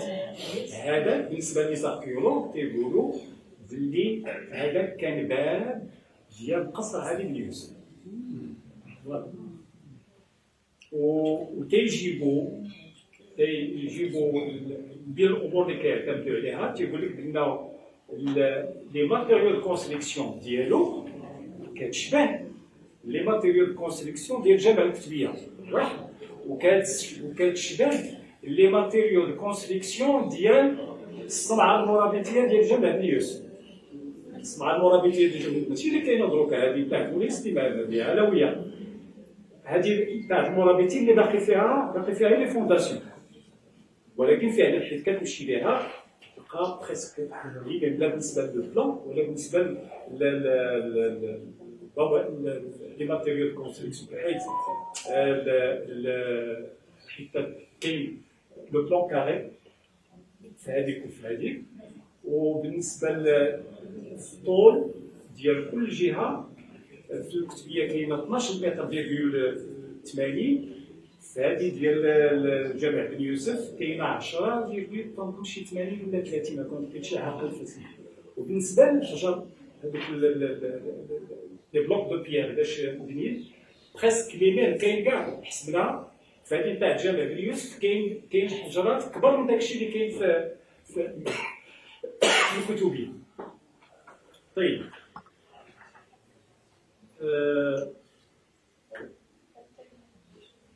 هل فعلا هذا قصر علي بن يوسف تعرض للتخريب باش تبنى فيه جامع الكتب؟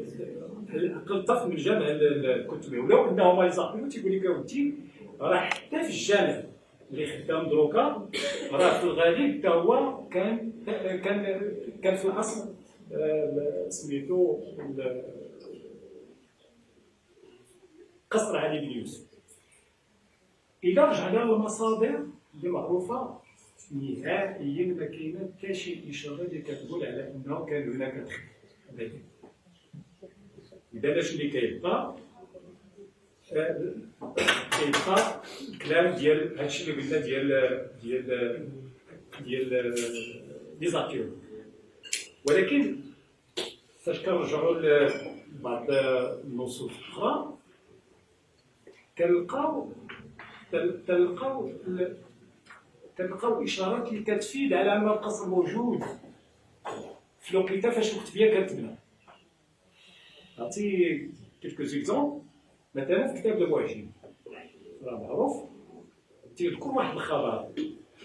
هذا الخبر نقرا عليكم واخا تيقول فاتوا البوابين. هذا اتوا الضمير تيعود على واحد المجموعه كانت بتقوم باغتيال عبد المؤمن. فاتوا البوابين الذين على القصور. لاحظوا كاين كلمه قصور بالجمع. فطلبوا منهم المفاتيح وكانوا يغلبون على تلك القصور. هاد جوج سطور اللي قلت لكم دروكا تيمكن ناخذوا منهم ثلاثه ديال الاشارات. الاشاره الاولى تتعلق بزمن الخبر. هذا الخبر اللي تكلم عليه سميتو بوعجيب وقع سنه، هذا الحدث وقع سنه 548 اللي تيوافق 1153. مزيان. الثاني العنصر الثاني اللي هو المكان.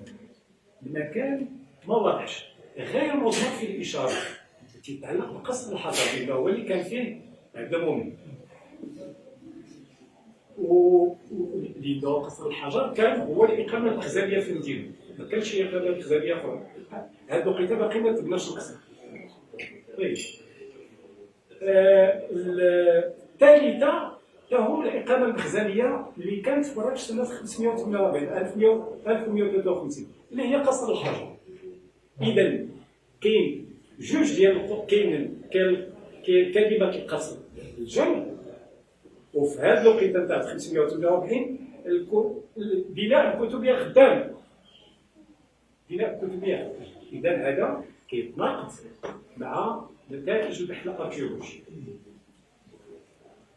المسألة الثانية وهذا مهم جدا، في 541 بالضبط 541 كاينة رسالة موحدية رسمية. حيت نقولوا الرسائل الرسمية معناها ما فيهاش الشكل هذا. هي عبارة عن رسالة عبد المؤمن إلى طلبة، ويتنقلوا الطلبة ما تنقصدوش لي ستوديون، طلبة هادو مقربين ديال الأطر الكبرى ديال الدولة. كيخبرهم بفتح مراكش في شوال 541 وأن الموقع كان في قصر الحجر. جاء في الخطاب دار اللعين، دار اللعين علي بن يوسف تاشفين بأكادير. وأكادير هو الاسم الثاني ديال قصر الحجر، والموحدون هما اللي غيطلقوا عليه هذا الاسم، اسم أكادير. فإذا لا النص الأول ولا النص الثاني ما تخلي لي كونكليزيون اركيولوجيك تغفر. إذا هذا باختصار حول المرابطين. نجيو للموحدين. باختصار كذلك. قصور الموحدين إذا خدينا في الغرب الإسلامي غادي نلاحظوا على أن عندهم قصور في الأندلس وعندهم قصور كذلك في المغرب الأوسط اللي هو الجزائر وفي مناطق مختلفة في المغرب ابتداء من تيمبل. تيمبل كانت فيها قصور موحدية للأسف ما عندناش عليها بزاف. عاد اللي تحدث عليها هو ابن الخطيب سي لو سو تكلم عليها في هذا السنين. القصور اللي شرط لها المصادر في مراكش كثيرة. قصور الموحدين ما كتعلقش فقط بالقصبة. القصبة تذكر الوزان على أنه كان فيها 12 قصر كلها هي تهنات من طرف سميتو الموحدين. القصر الثاني ماشي بالضرورة أنه دائما غزالي. الناس اللي تيكونوا أهل الجاه كذلك كانوا تيبنيو القصور من الرياض إلى الرياض أحيانا تيعني قصر. مثلا في ابن البنا كان عنده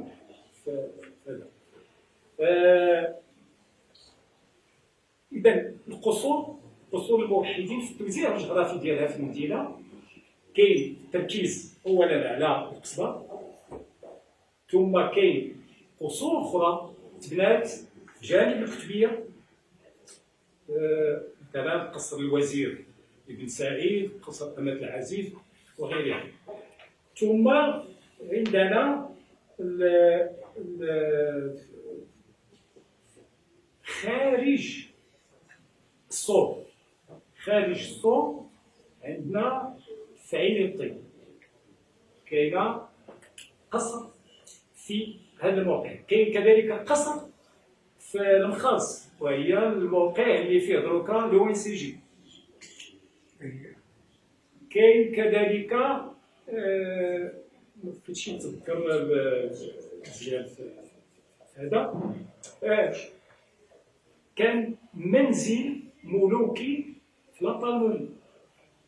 لابالموري كيف كتعرفوا على انها كانت هي المحطه الاولى اللي كيتسمى لي جيد ديتا. لي جيد ديتا اللي كانوا تياخذوها القوافل ولا المسافرين اللي كيتجهوا نحو الشمال وكتكون هي الاخرانيه لهم قبل ما يدخلوا مراكش. وكانت فيها مدينه سميت هكذا ماشي تنقول انا سميت احيانا مدينه طقاي وسمت احيانا قريه طقاي. وطقاي عندها علاقه بالنخيل فكتعني من واحد الناحيه العلفه ديال الطماح وكتعني هذاك لو باساج المعبر اللي هو هذا كتعني هذا لا طومبادا وحيت كتاخذها هكا كتدخل كدوز من هنايا باش وهي اللي كتعطي لا سيغنيفيكاسيون ديال لو بون ديال تنسيت. طيب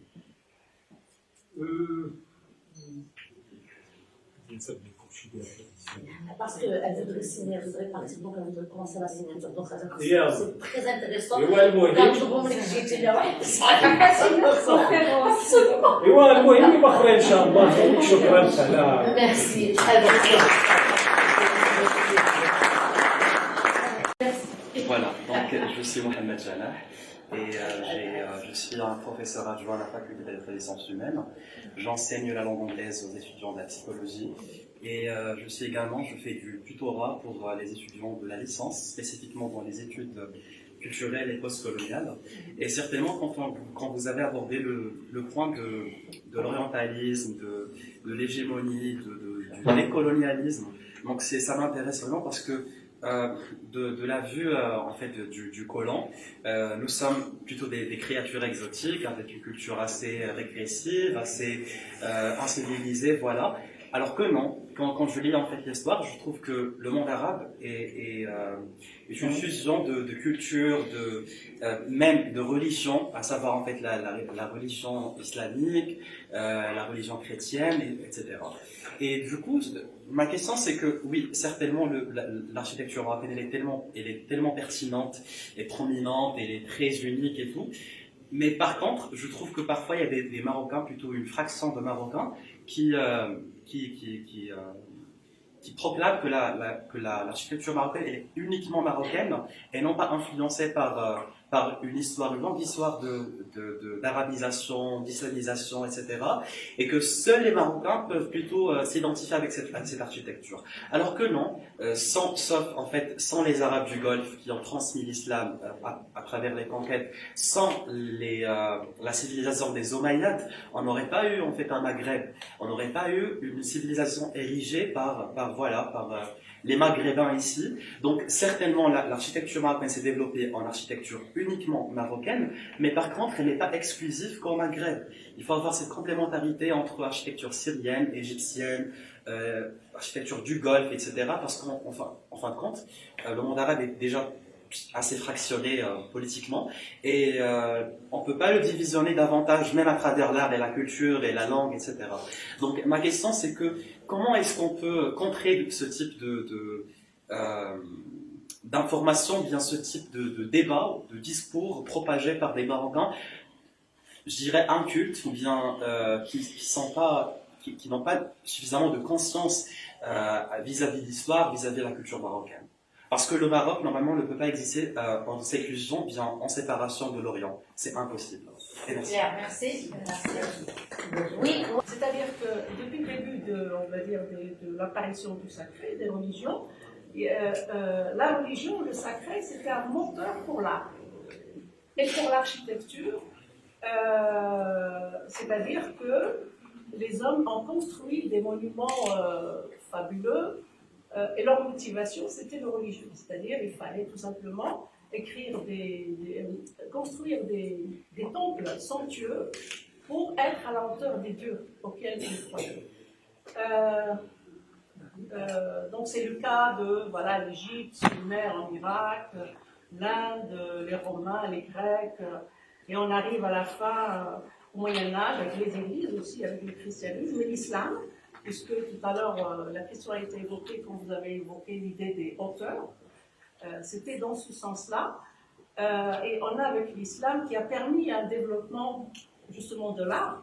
Donc on a l'exemple de la calligraphie, des constructions des mosquées. Et vous l'avez évoqué ici, c'est-à-dire on le retrouve aussi avec l'idée de Al-Badi, on trouve du spirituel dans la question.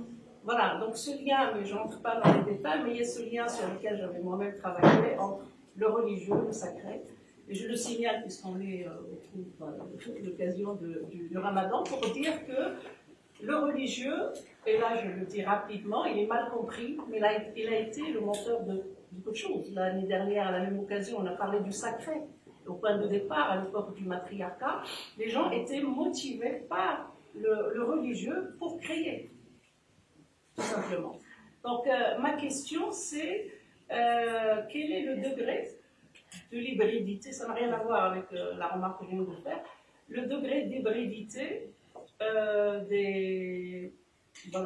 dans les monuments que vous avez étudiés, même si vous avez évoqué brièvement tout à l'heure la participation des Turcs, etc. Mais je serais curieuse d'avoir une idée comme ça sur l'hybridité des monuments sur lesquels vous avez travaillé de cette époque-là. La deuxième et dernière question. Les deux questions se rapprochent un peu, puisque la première, c'est un peu les différences de style dans l'architecture palais. Et la deuxième, le côté oriental, l'influence orientale est une influence qui existe et qui forcément, c'est forcément une influence qui existe. Et donc, ce que je veux dire par rapport au livre que j'ai écrit ici, dans le Sordébé, en fait, le Sordébé, il a fait une sorte de... C'est-à-dire qu'il avait tellement d'argent, puisque c'était à l'époque, c'était l'or, etc. Et donc, il avait énormément d'argent. Et il voulait faire les plus belles choses au monde. Et qu'est-ce qu'il a fait? Donc, il a amené tous les grands experts du monde. Et dans ces experts, il y avait toutes les influences. Il y avait l'influence de la Renaissance italienne, parce que c'était l'époque de la Renaissance italienne. Et en fait, il a exporté toutes les technologies qui existent au monde, aussi bien orientales, aussi bien turques, aussi bien italiennes, aussi bien françaises. Et là, vraiment, quand on étudie vraiment les techniques qu'il a utilisées, c'est forcément des influences avec des experts. Tout à l'heure, j'ai parlé des fontaines, comment elles étaient. C'était des artisans étrangers qui faisaient ces fontaines. Ils avaient l'habitude de faire des sculptures avec des humaines, et on leur a dit attention, nous on est dans un pays islamique, ils ont changé tout de suite, ils ont fait des choses avec des melons. Donc, l'influence est là. Et à l'époque saadienne, l'influence était vraiment, c'est-à-dire Mansour Abdelbi a pris tous les meilleurs experts du monde pour faire les meilleures réalisations. Donc il y avait toutes les influences. Quand je parlais de la coupole, c'était les coupoles qui se faisaient, des innovations en Italie. Il a fait vraiment la même chose. Il a fait une coupole qui n'a jamais existé au Maroc, avec une longueur, une hauteur, etc. Et concernant la deuxième question, moi j'ai dit que je sortais un nouveau livre bientôt, où vraiment je...